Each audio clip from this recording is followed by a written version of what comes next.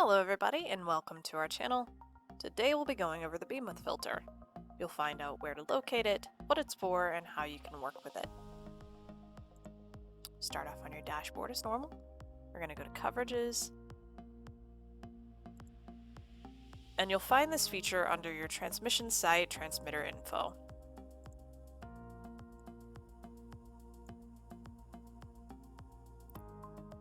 The purpose of this filter is to keep you from doing installs off the side lobes or back feed of your antenna.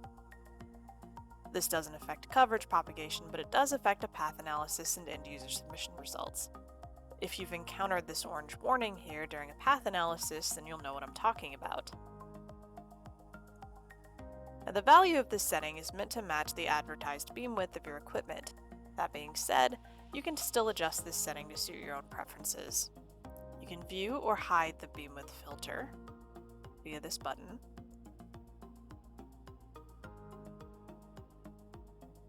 This overlay is also interactive, so you can easily adjust the filter as well as the maximum range with a simple click and drag.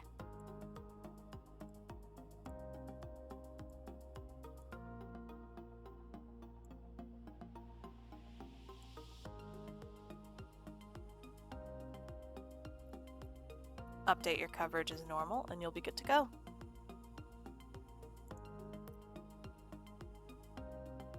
If you found this video helpful and you enjoyed our content, please like and subscribe.